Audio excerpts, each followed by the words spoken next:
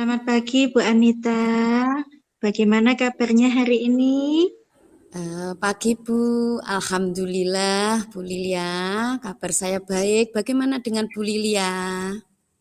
Alhamdulillah, baik Bu Anita. Maaf mengganggu waktu Bu Lilia ini saya. Tidak apa-apa, Bu Anita. Monggo, sama sekali tidak mengganggu. Oke.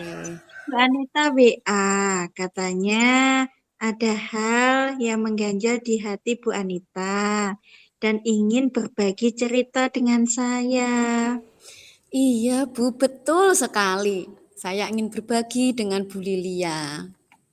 Ya, apa nih yang mau dibicarakan, Bu Anita? Begini Bu Lilia, ada salah satu dari siswa saya, itu namanya Eka. Dia itu sering tidak masuk sekolah dengan alasan setiap harinya itu berbeda-beda Bu Lilia. Alasan bangun kesiangan, kemudian alasan lagi sakit perut di jam mau berangkat ke sekolah. Ada lagi katanya menunggu sarapan belum datang, Bu Lia. Pokoknya alasannya itu bermacam-macam, Bu Lilia. Nggih, nggih. Jadi fokus kita hari ini murid jenengan yang sering tidak masuk sekolah dengan alasan yang berbeda-beda setiap harinya, nggih. Iya, betul Bu Lilia. Nggih. Dari pembicaraan kita hari ini, mungkin apa yang ingin Bu Anita dapatkan? Gini Bu Lilia, saya ingin membantu murid saya yang bernama Eka itu Bu Lilia. Saya ingin membantu agar Eka tidak mengulangi perbuatannya yang sering tidak masuk sekolah Bu Lilia. Hmm, oke, Bu Anita. Sudah pernah melakukan apa saja untuk membantu Eka? Eh, Sering Bu, saya sudah sering yang pertama menasehatinya, kemudian saya juga sudah melakukan home visit ke wali murid, dan hasil dari home visit itu Bu Lilia, ternyata Eka itu tinggal bersama neneknya. Karena orang tuanya itu menjadi TKI di Malaysia, Bu Ililia. Begitu nggih Bu Anita. Dari nasihat yang Bu Anita berikan dan konsultasi yang Bu Anita lakukan, jika dilihat dari skala 1 sampai 10, di mana posisi Bu Anita dalam pencapaian tujuan Bu Anita? Menurut saya masih pada posisi 5, Bu Lilia. Nggih. Bu Anita paling tidak ingin di posisi berapa? Ya, kira-kira di posisi 8. Menurut saya sudah eh, begitu baiklah di posisi 8 itu, Bu Lilia. Nggih. Untuk mencapai posisi 8, apa yang bisa Bu Anita lakukan untuk membantu Eka mencapai angka 8? Sebenarnya itu yang sekarang saya pikirkan, Bu Lilia. Apa yang harus saya lakukan? Bagaimana untuk membantu anak Eka tersebut agar semangat datang sekolah dan tidak membolos lagi? Nggih. Kalau menurut pengalaman Bu Anita, anak-anak itu senang diperlakukan bagaimana nggih Bu Anita? Eh, Agar mung- lebih rileks, lebih semangat sekolah, lebih fokus. Hmm, kalau menurut saya mungkin itu Bu Lilia, ada ruang tersendiri untuk kita ngobrol, untuk kita sharing baik antara guru dan juga kemudian apalagi ya, saling berbagi cerita dari hati ke hati. Mungkin bentuknya ada yang membantu murid untuk mencarikan jalan keluar atas masalah yang ada. Seperti itu Bu Lilia. Oke. Dari dua hal ngobrol dalam hal santai ya, atau ngobrol dalam mencari solusi tadi, kira-kira yang bisa dilakukan Bu Anita yang mana? Sebetulnya kedua-duanya bisa saya lakukan, Bu Lilia. Mungkin hanya tinggal saya mengatur waktu saja, Bu Lilia. Bisa saya lakukan satu persatu, misalkan dengan anak yang bermasalah tersebut, yaitu anak Eka tadi, Bu Lilia. Kemudian dilanjutkan dengan ngobrol santai bersama teman-temannya. Seperti itu, Bu Lilia. Oke, Bu Anita. Yang mana yang mungkin bisa Bu Anita lakukan dalam waktu dekat ini? Kira-kira yang ngobrol itu Bu Lilia, ngobrol dengan Eka dan teman-temannya. Mungkin ini akan lebih mengena Bu Lilia menurut saya. Nanti dapat saya lakukan dengan tanya ke teman-temannya juga atau langsung kepada Eka. Mungkin dengan memberikan pertanyaan pemantik atau pancingan, bagaimana caranya agar dia tidak terlambat bangun, kemudian manfaat apa yang didapat jika aktif masuk sekolah. Seperti itu Bu Lilia. Baik, Bu Anita. Mungkin kapan kira-kira Bu Anita menindaklanjuti masalah ini? Sebisa saya sesegera mungkin saya akan meluangkan waktu saya untuk ngobrol ke anak Eka, Bu Lilia. Mungkin itu bisa saya lakukan saat istirahat, jam istirahat. Bu Anita, betul sekali Bu Anita, supaya masalah segera bisa terselesaikan. Apa yang Bu Anita dapatkan dari obrolan kita hari ini? Sebelumnya saya bingung dengan permasalahan yang saya sampaikan tadi, Bu Lilia. Namun alhamdulillah ini tadi saya punya gambaran dengan curhat dengan Bu Lilia, tindakan apa yang akan saya lakukan untuk menghadapi persoalan itu tadi. Terima kasih banyak Bu Lilia. Sama-sama. Kita akan membicarakan masalah ini lagi ya Bu Anita setelah ngobrol dengan anak-anak. Sukses selalu Ibu, semangat. Amin, semangat juga Bu Lilia. Terima kasih. Sama-sama.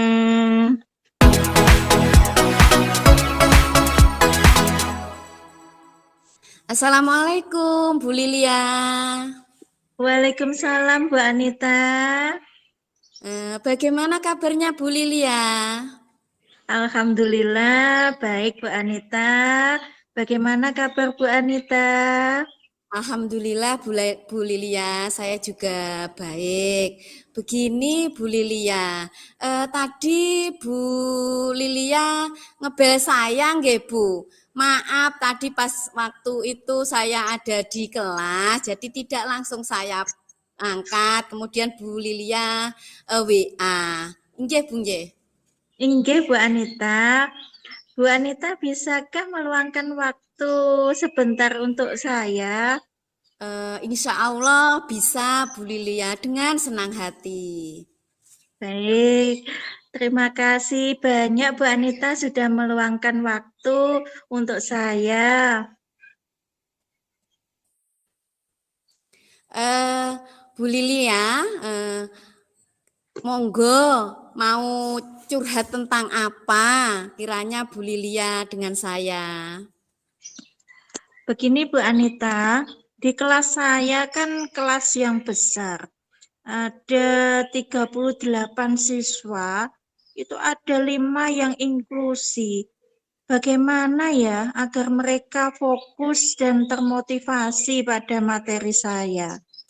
Nggak ramai Oh, sendiri. jadi fokus pembicaraan kita ini supaya dari ke 38 siswa, di mana ada 5 yang inklusi itu bisa termotivasi mengikuti kegiatan pembelajaran Bu Lilia. Seperti itu nggih Bu Lilia. Nggih, Bu Anita, karena kelas saya itu rame, Bu. Kelas saya itu kelas yang super. Nggih, nggih. Jadi dari percakapan ini apa yang ingin Bu Lilia dapatkan? Ya, mungkin pertama eh, saya ingin ada pengelompokan, Bu Anita. Jadi ada pengelompokan inklusi itu saya sendirikan. Karena mereka tidak bisa saya samakan dengan anak-anak yang lain. Saya akan beri materi sendiri, membutuhkan perhatian yang khusus.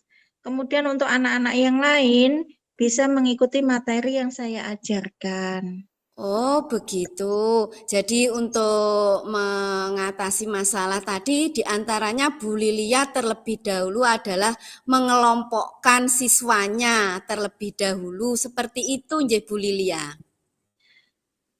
Iya, Bu Anita, mungkin ini masih rencana yang saya kembangkan. Kemudian saya ingin mengembangkan metode pembelajaran saya. Saya tidak akan monoton lagi, Bu Anita. Seperti itu. Hmm. Jadi yang Iya. pertama mengelompokkan, yang kedua menggunakan beberapa metode supaya siswanya bisa termotivasi. Nah, dari dua hal yang sudah Bu Lilia sampaikan itu, kira-kira mana yang akan Bu Lilia lakukan terlebih dahulu?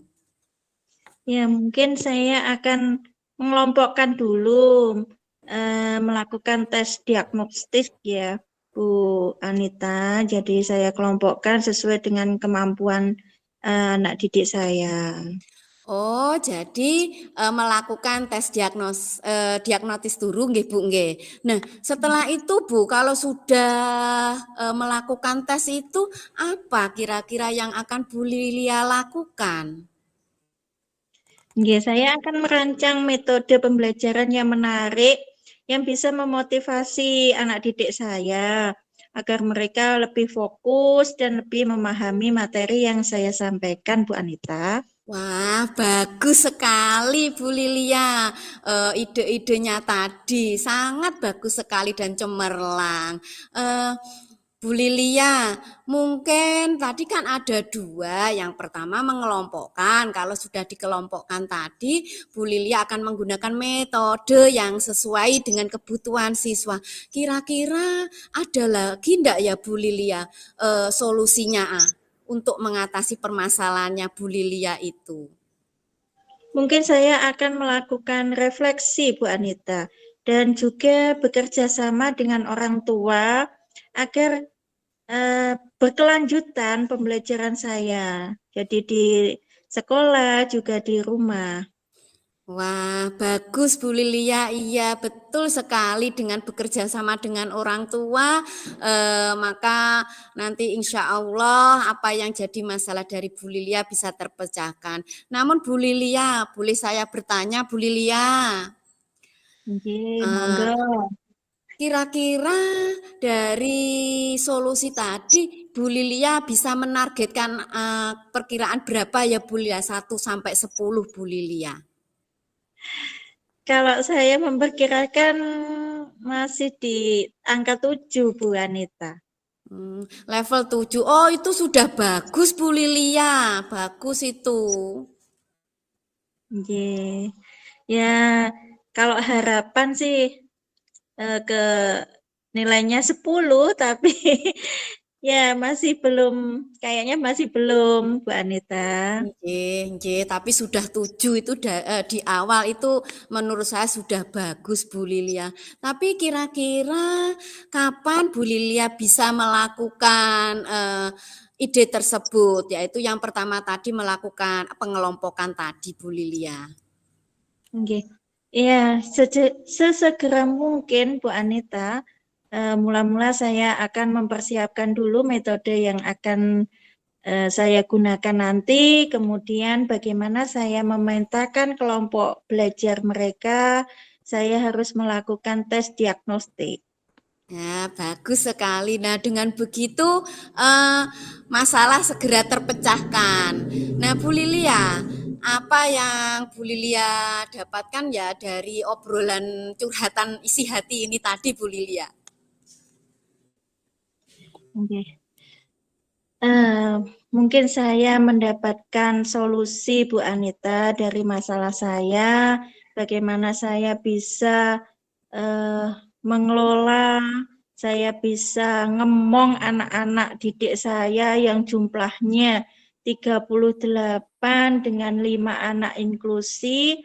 Saya menemukan solusi yang pertama, saya memetakan kemampuan belajar anak didik saya dengan melakukan tes diagnostik. Kemudian saya menggunakan metode-metode yang menarik agar mereka lebih memahami materi saya, lebih termotivasi untuk belajar. Kemudian yang ketiga, saya akan melakukan refleksi pembelajaran. Lalu yang keempat, saya akan berusaha bekerja sama lebih intens dengan orang tua. Begitu, Anita. Nah, berarti tadi permasalahan itu sudah terpecahkan ya Bu Lilia ya? Nggih, Bu Anita, Nah, alhamdulillah. alhamdulillah. Mungkin nanti kita bisa ngobrol-ngobrol lagi Bu Lilia terkait misalkan ada permasalahan-permasalahan lagi, kita curhat-curhat lagi Bu Lilia. Nggih, Bu Anita, terima kasih banyak sudah meluangkan waktu untuk saya yang tadinya saya ini sudah, aduh kepala saya pusing ini Bu Anita, tapi dengan ketemu jenengan bisa clear, bisa ketemu solusinya. Alhamdulillah Bu Lilia, pokoknya tetap semangat, kita terus berusaha bagaimana kita bisa memenuhi semua kebutuhan yang pada peserta didik kita. Tetap semangat terus Bu Lilia. Yeah, terima kasih Bu Anita, sehat selalu. Sama-sama, sehat selalu. Ya. Assalamualaikum. Waalaikumsalam.